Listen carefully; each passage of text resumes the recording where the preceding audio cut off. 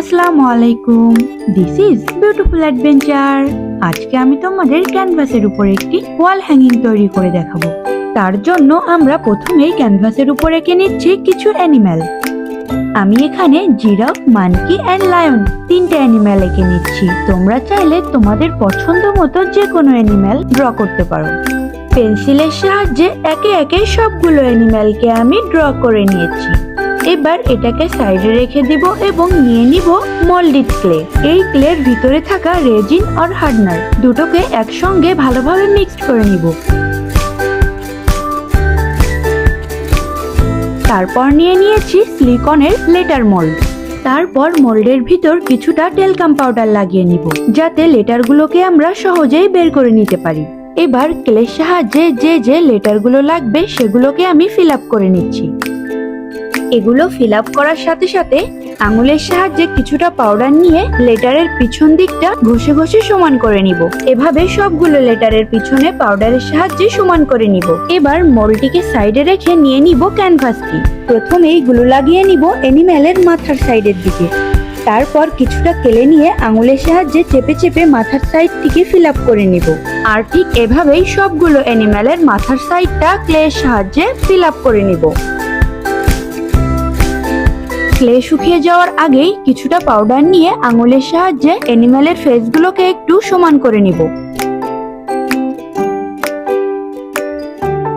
এবার ক্লেগুলো শুকানোর জন্য ক্যানভাসটিকে সাইডে রেখে দিব আর মোল্ড থেকে লেটারগুলোকে মোল্ড আউট করে নিব। দেখো কত ইজিলি মোল্ড থেকে লেটারগুলোকে মোল্ড আউট করা যাচ্ছে, কারণ ক্লে ইউজ করার আগে আমরা মোল্ডে টেলকাম পাউডার ইউজ করেছিলাম। আর লেটারগুলো শুকানোর পরেই মোল্ড আউট করতে হবে, তাহলে লেটারগুলো কিন্তু এঁকে বেঁকে যাবে না। এবার ক্যানভাসের উপর কালার করার পালা। প্রথমেই আমি স্কাই ব্লু কালারের সাহায্যে অ্যানিম্যালের ব্যাকগ্রাউন্ডের ক্যানভাসটিকে ফিল আপ করে নিচ্ছি। তারপর অ্যানিম্যালের মাথার সাইডের অংশে যেখানে আমি ক্লে ইউজ করেছিলাম সেখানে জেসো অ্যাপ্লাই করে নিব।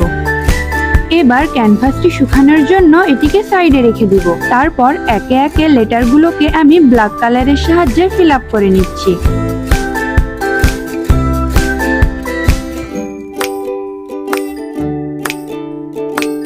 এভাবেই সবগুলো লেটারে আমার ব্ল্যাক কালার করা হয়ে গিয়েছে।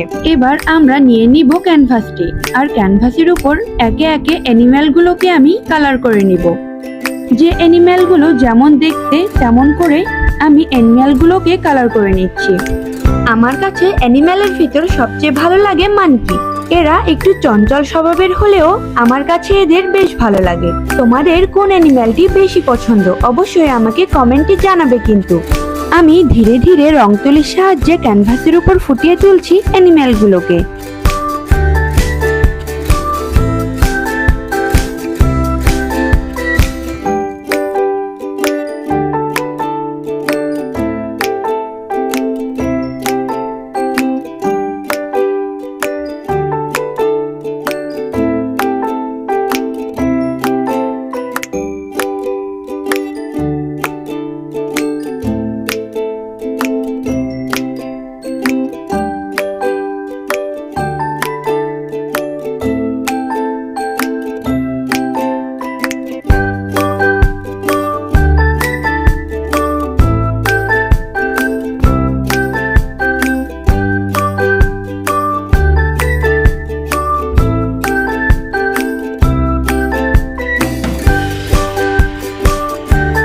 অ্যানিম্যালগুলো ড্র করার পরই আমি এঁকে নিব কিছু ডালপালা। আমি এই অ্যানিম্যালগুলোর পিছন দিকটা একটি বনের মতো করার চেষ্টা করছি। এবার এই ডালগুলোতে এঁকে নিব কিছু পাতা।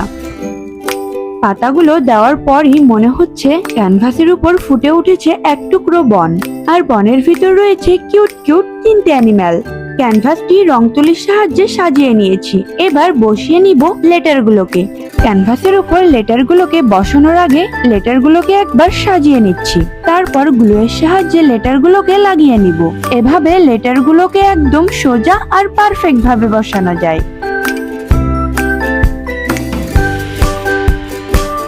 একের পর এক লেটারগুলোকে বসানো হয়ে গেলে ক্যানভাসটিকে ঠিক এমন দেখাবে। এবার আমরা ক্যানভাসের সাইডের দিকে যে এক্সট্রা রংগুলো লেগে আছে তাতে আমরা হোয়াইট কালার দিয়ে ফিল আপ করে নিব। আর এভাবেই ছোটখাটো ভুলকে শুধরে নিলেই কিন্তু জিনিসটি হয়ে ওঠে আরো বেশি সুন্দর। দেখো ক্যানভাসটিকে এবার কতটা ক্লিন লাগছে। এবার এই ক্যানভাসের উপরে আমরা জেসো অ্যাপ্লাই করে নিব।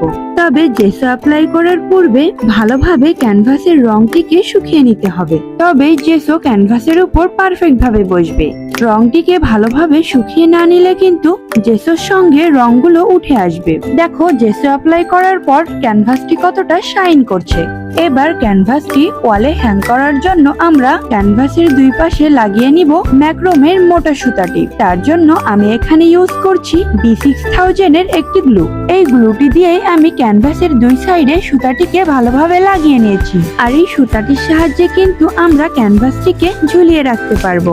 আর এভাবেই তৈরি হয়ে গেল আমার সুন্দর নেম ওয়াল হ্যাঙ্গিংটি। আর এটি তোমাদের কাছে কেমন লেগেছে অবশ্যই কমেন্টে জানাবে কিন্তু। আর হ্যাঁ, চ্যানেলটি সাবস্ক্রাইব করতে ভুলো না কিন্তু।